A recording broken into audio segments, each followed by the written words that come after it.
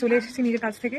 মানে যারা ফেসবুকে আসলে সবার তো জানার কথা না আমি কী কাজ করি। অনেকেই কিউরিয়াসিটি মানে ইয়েতে জানতে চেয়েছে যে আমি কী কাজ করি। তো আমার বাবা ছোট্ট একটা খাবারের দোকান আছে। বাবা 2020-তে মানে অ্যাটাক হয়েছিল, হার্ট অ্যাটাক। তো তারপর থেকে আমি দোকানদারি সামলাই বাবার সাথেই। বাবা থাকে এখন, বাবা আগের থেকে ভালো আছে। তো যাই হোক, ভেতরের স্টোরিটা তো কেউ জানতে চায় না, কেন কী বৃত্তান্ত। অনেকে আমাকে অনেক রকম নিয়ে মন্তব্য করেছে, একটা মেয়ে হয়ে দোকানদারি করছে ছেলেদের মতো, হ্যাঁ না তেনা, ঠিক আছে। আবার অনেকে এটাও আছে যে আমি জানি না আমি তাদের ভাতে মেরেছি না পাতে মেরেছি।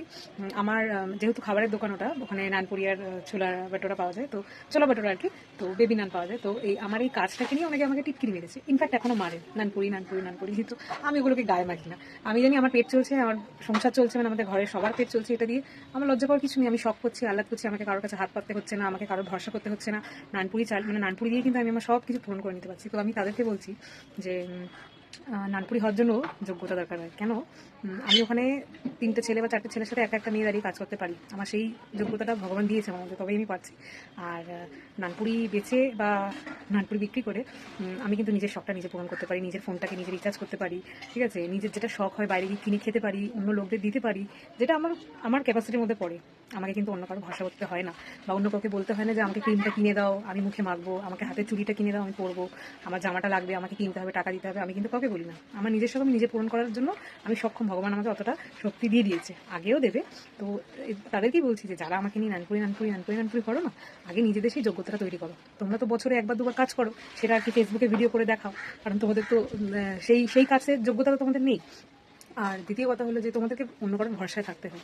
কে ক্রিম কিনে দেবে, কে ফোনে রিচার্জ করে দেবে, কে পেট চালাবে, কে ডাল কিনে দেবে, আমি কার আলু চুরি করে খাবো, কার পেঁয়াজ চুরি করে খাবো, আমাকে কিন্তু এগুলো করতে হবে না, ভগবানের আশীর্বাদে আগেও করতে হবে না।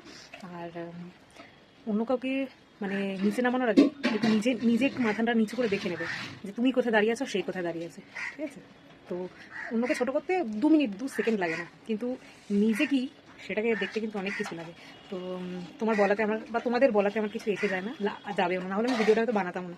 কিন্তু আমার ভিডিওটা বানানো তাদের জন্য যারা আমাকে অনেকবার জিজ্ঞেস করেছে তুমি কি করো, তুমি কোথায় জব করো। না, আমি কোনো অফিসে জব করি না। আমার বাবা ছোট্ট একটা খাবারের দোকান আছে, আমি সেই দোকানে দাঁড়াই, আমি বিক্রিও করি, আমি ইনকামও করি, ওখান থেকে আমাদের সবার পেটও চলে, আমি ভালোও থাকি ভগবানের আশীর্বাদে, আরও থাকবো, ঠিক আছে। তো এটা যারা আমার কাজটাকে নিয়ে আমাকে ছোটো করো না, তাদের মুখে একটা সপাটে জুতোর বাড়ি মারলাম, ঠিক আছে। আমার মতো কাজ করে দেখাও, আমার মতো আর্ন করো, আমার মতো হাত খোলা আগে তুমি দেখো তুমি লোককে দিতে পারছো কি না। আমি নিজে খাচ্ছি, আমি লোককে দেওয়ার মতো ক্ষমতা রাখি, ঠিক আছে। আমি কারো চুরি করে খাই না, আমি কারোর বালতি থেকে চাল চুরি, কারোর বালতি থেকে আলু চুরি, কারোর বালতি থেকে পেঁয়াজ চুরি করে খাই না, ঠিক আছে। তো আমাকে দেখে তাদের হিংসা হয়, আমি জানি, কারণ আমি যেটা লাইবিলিটিস পাচ্ছি তারা সেটা পাচ্ছে না, তারা অন্যর ভরসাতেও পাচ্ছে না, নিজে তো পারছেই না, ছেড়ে দিলাম। তো এই জন্য তাদের হিংসা হয়, আমি বুঝি, যার জন্য আমি এতদিন কোনোদিন এইটা নিয়ে কোনো উত্তর দিইনি। কিন্তু মাঝে মাঝে একটু ছোটো লোকদের উত্তর দিয়ে দেওয়া ভালো, তবে তারা বুঝবে যে তারা সত্যিই ছোটো লোক, ঠিক আছে। চলো, টাটা। তোমরা এইভাবেই আমার সাথে থেকো, যারা আমাকে ভালোবাসো, আর যারা আমাকে ভালোবাসো না এইভাবেই আমাকে গালমন্দ করতে থাকো।